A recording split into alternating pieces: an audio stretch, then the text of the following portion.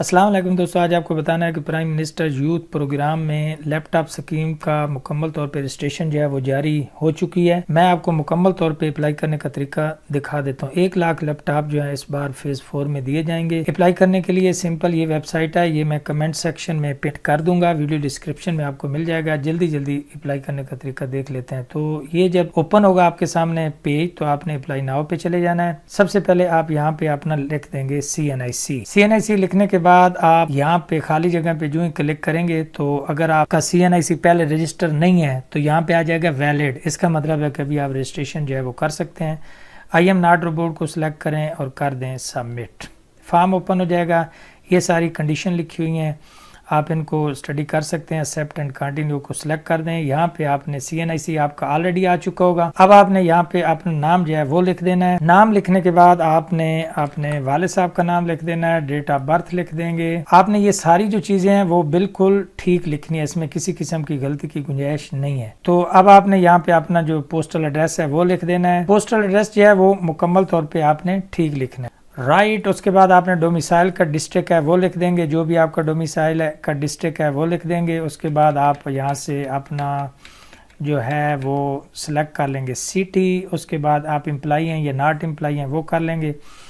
अगर आप जॉब नहीं कर रहे हैं तो नॉट एम्प्लॉई हैं। प्राइवेट हैं तो उसको रहने दें, अगर सरकारी हैं तो आप इसको कंसिडर करेंगे। अगर प्राइवेट को जॉब कर रहे हैं तो बेशक आप इसको नहीं करेंगे।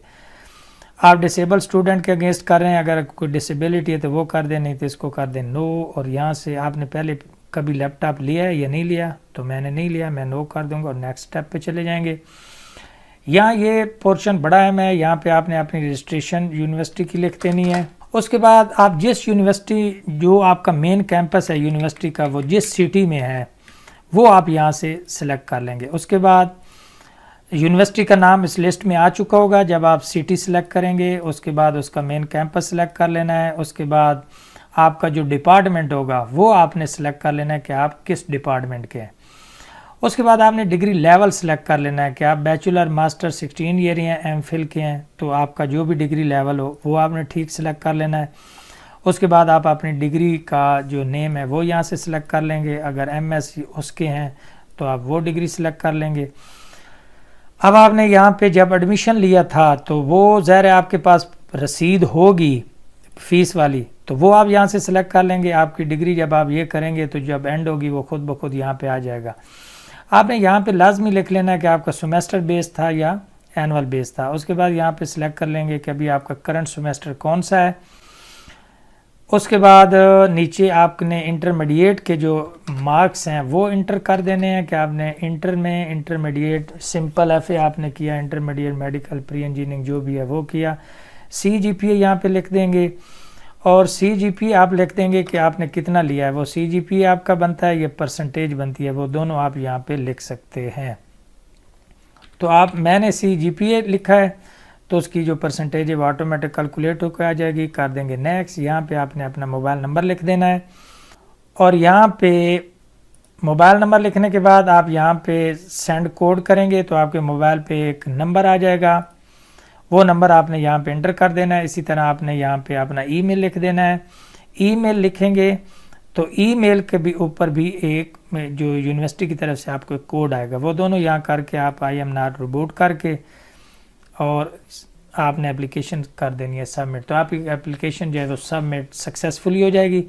फिर आपने अपनी एग्जिस्टेंट एप्लीकेशन, अपनी एप्लीकेशन का जो स्टेटस है वो दोनों तरीक़ों से यहाँ चेक कर सकते हैं कि अभी मौजूदा एप्लीकेशन कितनी है और आपकी एप्लीकेशन का स्टेटस जो है वो क्या है। तो अपनी एप्लीकेशन का स्टेटस चेक करने के लिए यहाँ पे आप चले आएंगे। यहाँ से आप अपना जो सिटी है वो सिलेक्ट कर लेंगे, उसकी यूनिवर्सिटी कहाँ पे थी, आपका मेन कैंपस था, डिपार्टमेंट आपने सेलेक्ट कर लेंगे।